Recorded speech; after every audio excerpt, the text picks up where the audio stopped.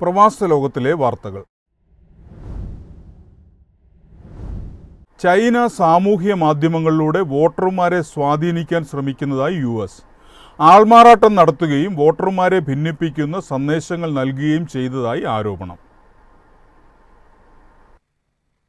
November 5 നടക്കാനിരിക്കുന്ന US president തെരഞ്ഞെടുപ്പിൽ China സ്വാധീനം ചെലുത്തുന്നുവെന്നാണ് രഹസ്യാന്വേഷണ കമ്പനിയായ ഗ്രാഫിക്കയുടെ പുതിയ അന്വേഷണ റിപ്പോർട്ട്.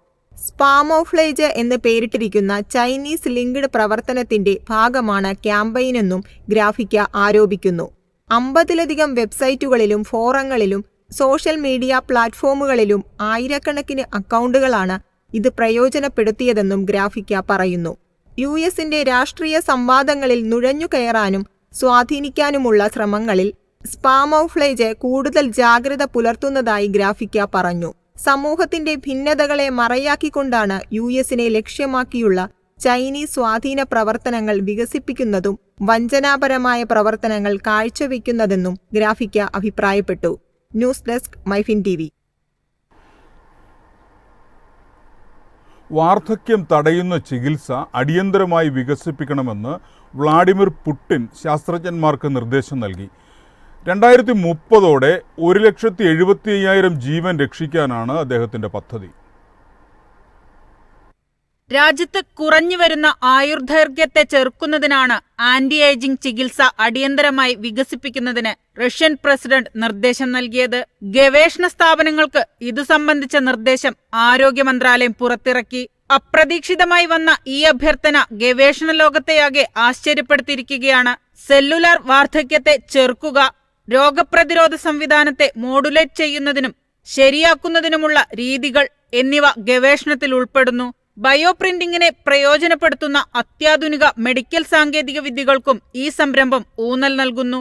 പുതിയ മരുന്നുകൾ വികസിപ്പിക്കുന്നതിന് കോടിക്കണക്കിന് ഡോളർ ചെലവ് വരും.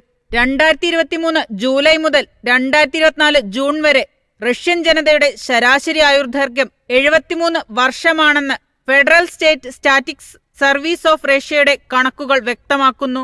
2030 1,75,000 ജീവൻ രക്ഷിക്കുക എന്ന ലക്ഷ്യം റഷ്യയിലെ ഉന്നത ഗവേഷകരും സ്ഥാപനങ്ങളും തമ്മിൽ കാര്യമായ നവീകരണവും സഹകരണവും ആവശ്യമായി വരുന്ന ഒരു വലിയ വെല്ലുവിളിയാണ്. News desk MyFin TV.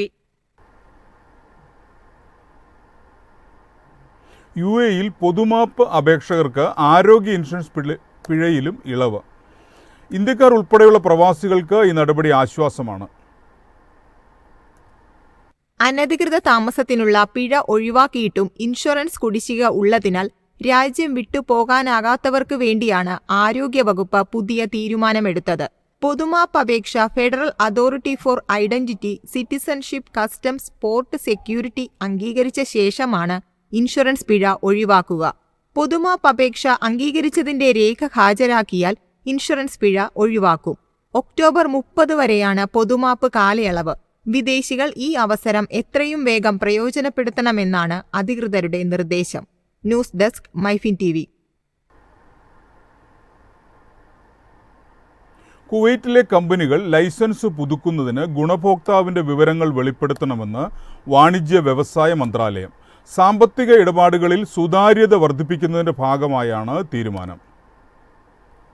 Company ഉടമകളായ കുവൈറ്റികളല്ലാത്തവരുടെ പേര്, civil ID number, email, phone number, passport number തുടങ്ങിയ വിവരങ്ങളാണ് നൽകേണ്ടത്.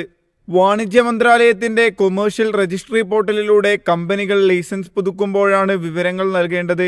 രാജ്യത്ത് രജിസ്റ്റർ ചെയ്ത കമ്പനികൾക്കും ക്യാപിറ്റൽ മാർക്ക് അതോറിറ്റിയിൽ ലിസ്റ്റ് ചെയ്ത കമ്പനികൾക്കുമാണ് പുതിയ നിർദ്ദേശം ബാധകമാകുന്നത്. ലൈസൻസ് പുതുക്കാനായി കമ്പനികൾ ഗുണഭോക്താവിനെ വെളിപ്പെടുത്തിയാൽ ഗവൺമെന്റ് ഏജൻസികൾക്കും ജുഡീഷ്യൽ അധികാരികൾക്കും റെഗുലേറ്ററി ബോഡികൾക്കും ഇത്തരം വിവരങ്ങൾ എളുപ്പത്തിൽ ലഭിക്കുമെന്നും മന്ത്രാലയം അറിയിച്ചു. News desk MyFin TV. Saudi അറേബ്യയിലെ ഡിജിറ്റൽ പണമിടപാട് രംഗത്തേക്ക് സാംസങ് പേ. ഈ വർഷം അവസാനത്തോടെ സൗദിയിലെ ഉപഭോക്താക്കൾക്ക് സാംസങ് പേ ലഭ്യമാകും.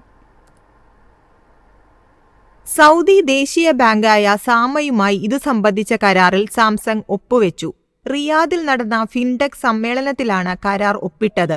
സൗദി വിഷൻ 2030 പദ്ധതിയുടെ ഭാഗമായാണ് പുതിയ പദ്ധതി നടപ്പിലാക്കുന്നത്. രാജ്യത്തെ ഡിജിറ്റൽ പേയ്മെന്റ് സംവിധാനം മെച്ചപ്പെടുത്തുകയാണ് ലക്ഷ്യം. ആപ്പിൾ പേയ്ക്ക് സമാനമായ രീതിയിൽ സാംസങ് വാലറ്റ് ആപ്ലിക്കേഷൻ വഴി ഡിജിറ്റൽ പേയ്മെന്റ് കാർഡുകൾ സംരക്ഷിക്കാനും പണമിടപാടുകൾ നടത്താനുമുള്ള സൗകര്യമാണിത്. രാജ്യത്തുടനീളം ഫിൻടെക് സൊല്യൂഷനുകളുടെ ഉപയോഗം വിപുലീകരിക്കുന്നതിനുമുള്ള സാമയുടെ വിശാലമായ തന്ത്രത്തിന്റെ ഭാഗമാണ് ഈ കരാർ. News desk, MyFin TV.